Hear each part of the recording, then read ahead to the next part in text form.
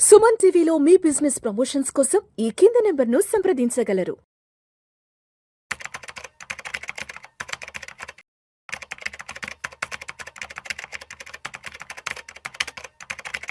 రవీంద్ర గారు నమస్తే సార్. నమస్తే అండి విష్ణు గారు. రవీంద్ర గారు, మా టీం ఒక క్వశ్చన్ పంపించారు. ఆ క్వశ్చన్ ఏంటో చదువుతాను. ఉద్యోగం చేసేవాళ్ళు, అదేవిధంగా ఇన్వెస్ట్మెంట్స్ చేసేవాళ్ళు చట్టబద్ధంగా ఆదాయ పన్ను ఆదా చేసుకోవడానికి తప్పనిసరిగా తెలుసుకోవాల్సిన ముఖ్యమైన ట్యాక్స్ సేవింగ్ మార్గాలు ఏంటంటూ అడుగుతున్నారు. అంటే జాబ్ చేసేవాళ్ళు, ఇన్వెస్ట్మెంట్స్ చేసేవాళ్ళు వాళ్ళ ట్యాక్స్ బర్డన్ని తగ్గించుకోవడానికి ఏమైనా సులువైన మార్గాలు ఉన్నాయంటే అడుగుతున్నారు. దానికి ఏం చెప్తారు? ఆ సాలరీడ్ ఎంప్లాయీస్కి ఫస్ట్ థింగ్ ఏంటంటే వాళ్ళకి 2 ఆప్షన్లు ఇచ్చారు government. Old tax resume, new tax resume. So మీకు ఒక హోమ్ లోన్ ఉండి ఒక ఇంటికి మళ్ళీ అంటే పేరెంట్స్ ఉండొచ్చు, లేదా మీ ఇల్లు ఎక్కడో ఉండొచ్చు. మళ్ళీ ఆ ఇంటికి రెంట్ కడతా ఉంటే హోమ్ లోన్ ఉంది, హోమ్కి రెంట్ కడతా ఉన్నారు, ఇంట్రెస్ట్ పే చేస్తున్నారు హోమ్ లోన్కి. నెక్స్ట్ స్కూల్ ఫీజులని, మెడికల్ ఇన్సూరెన్స్లని, ఎల్టీసీలని, ఇలా మీకు కొన్ని డిడక్షన్లు ఉన్నాయనుకోండి. దెన్ మీరు ఓల్డ్ ట్యాక్స్ రెజ్యూమ్లో ఎంత ట్యాక్స్ వస్తుంది, న్యూ ట్యాక్స్ రెజ్యూమ్లో ఎంత ఉందో క్లియర్గా చెక్ చేసుకొని క్యాలిక్యులేట్ చేసుకొని you can save tax. So ఏదైనా ఇవి ఉన్నాయన్నీ కూడా వాళ్ళు ప్రాపర్గా ట్యాక్స్ సేవ్ చేసుకోవచ్చు. సో బై డిఫాల్ట్ న్యూ ఉండేది కాబట్టి కంపల్సరీ మనం గుడ్డిగా న్యూ ఫాలాల్సిన అవసరం లేదు. మనకు చాలామంది క్లయింట్లకు ఇన్వెస్ట్మెంట్స్ ఉంటాయి, హోమ్ లోన్ ఉండిద్ది, రెంట్లు కడతారు, మెడికల్ ఇన్సూరెన్స్ కడతారు, స్కూల్ ఫీజులు కడతారు, నెక్స్ట్ ఎలక్ట్రికల్ వెహికల్ తీసుకుని వాటి మీద లోన్లు తీసుకుంటారు, చిన్న చిన్న తిరుపతి లాంటి టెంపుల్స్కి డొనేషన్లు ఇస్తారు. వాటన్నిటికి కూడా వాళ్ళకి డిడక్షన్లు వస్తాయి. సో వాళ్ళు కంపల్సరీగా న్యూ ఫాలో అవ్వాల్సిన అవసరం లేదు. వాళ్ళు ఓల్డ్తో చెక్ చేసుకొని ఓల్డ్లో తక్కువ ట్యాక్స్ పడుతుందంటే హ్యాపీగా ఓల్డ్ ఫాలో అయితే వాళ్ళకి చాలా ట్యాక్స్ సేవ్ అవుతూ ఉంటుంది. ఫస్ట్ థింగ్ అది. నెక్స్ట్ ఒక శాలరీ ఎంప్లాయీ శాలరీ జాబ్ చేస్తాం, వాళ్ళకి ఏమైనా ప్రాపర్టీ ఉండేది, ఏమైనా రెంట్ వస్తుంది అనుకోండి, అలాంటి వాళ్ళు హెచ్యుఎఫ్ అంటారు, హిందూ అన్డివైడెడ్ ఫ్యామిలీ, ఉమ్మడి కుటుంబం అనే కాన్సెప్ట్ ఉండేది. వాటిని వాడుకొని మీ పాన్ కార్డ్తో పాటు ఇంకా కొత్త పాన్ కార్డు అప్లై చేసుకుంటే మీకు 2 పాన్ కార్డులు వస్తాయి. 2 పాన్ కార్డుల మీద 2 టైప్స్ ఆఫ్ ఇన్కమ్స్ మీరు స్ప్లిట్ చేయొచ్చు.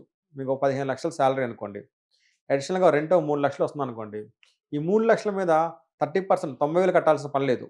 ఆ రెంట్ని మీరు హెచ్ఎఫ్ కన్నా పెట్టేస్తే ఆ 3 లక్షల మీద మీకు ట్యాక్స్ చాలా వరకు సేవ్ అయిపోయి ఆల్మోస్ట్ 0 అయిపోయింది. సో ఎక్స్ట్రా మీరు రెంట్ కట్టాల్సిన పని లేదు. సో అలా హెచ్ఎఫ్ని ఒకటి మీరు ప్లాన్ చేసుకోవచ్చు. Second thing. నెక్స్ట్ మీరు ఇన్వెస్ట్మెంట్స్ అన్నారు. సో మనం షేర్స్లో ఇన్వెస్ట్మెంట్ చేస్తాము. సో కంపల్సరీగా మనం షేర్ మార్కెట్లో ఇన్వెస్ట్ చేసేది లాభం వచ్చాక అమ్ముకుందామని.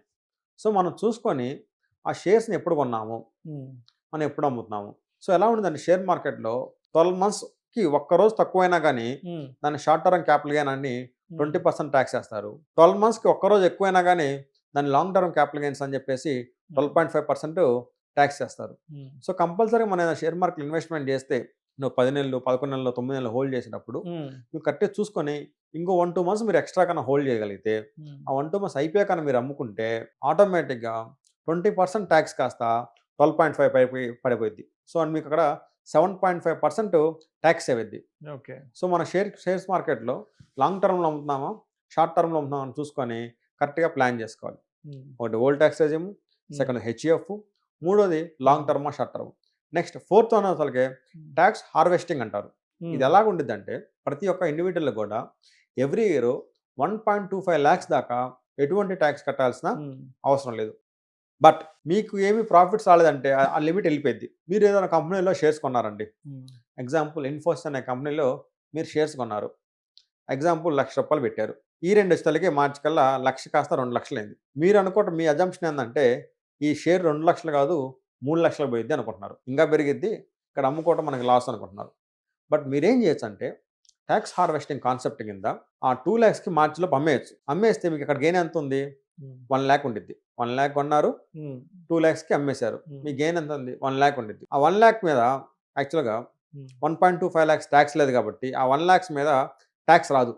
బట్ మీరు అగైన్ ఏం చేయొచ్చు అంటే ఆ 2 lakhs బట్టి మళ్ళీ అదే కంపెనీ షేర్స్ మీరు ఇమీడియట్ కొన్నారనుకోండి, నెక్స్ట్ ఇయర్కి ఏమైందంటే ఈ 2 lakhs అనేది మళ్ళీ పర్చేజ్ వాల్యూ అవుద్ది. మీరు 5 lakhs అమ్మారనుకోండి, ఓన్లీ 3 lakhs మీద ట్యాక్స్ కట్టాలి. బట్ మీకు వచ్చిన ప్రాఫిట్ ఏమైంది, 4 lakhs. 1 lakh కొని 5 lakhsకి అమ్మారు, కానీ మీరు కట్టిన ట్యాక్స్ 3 lakhs.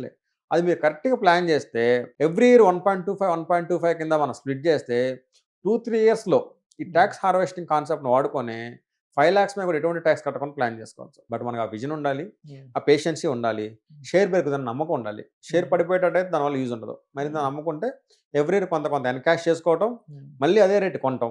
ఈ ఏదైతే ప్రాఫిట్ వస్తుందో ప్రాఫిట్ని మనం 1.25 దాకా ఎగ్జామ్షన్ ఉండదు కాబట్టి ఆ ఎగ్జామ్షన్ వాడుకొని ఎటువంటి ట్యాక్స్ కట్టాల్సిన అవసరం ఉండదు. ఇలా మీరు ఒకటి ప్లాన్ చేసుకోవచ్చు. సో శాలరీ వాళ్ళు రైట్ ట్యాక్స్ చూస్ చేసుకోవటం, అలవెన్స్ ఉన్నాయో చూస్ చేసుకోవటం, నెక్స్ట్ హెచ్ఎఫ్ ఏమైనా అవకాశం ఉంటే హెచ్ఎఫ్ ప్లాన్ చేసుకోవటం, next short term long term bifurcate చేసుకొని అది ప్లాన్ చేసుకోవటం, ఫోర్త్ అండ్ ఫైనల్గా ట్యాక్స్ హార్వెస్టింగ్ వాడుకొని ఎంత క్యాపిటల్ గెయిన్ వచ్చినా కానీ 3-4 ఇయర్స్లో స్ప్లిట్ చేసి ఎటువంటి ట్యాక్స్ కట్టకుండా కూడా ఎంప్లాయీ ఇన్వెస్ట్మెంట్లు ప్లాన్ చేసుకోవచ్చు. Thank you sir, thank you so much Ravindra గారు.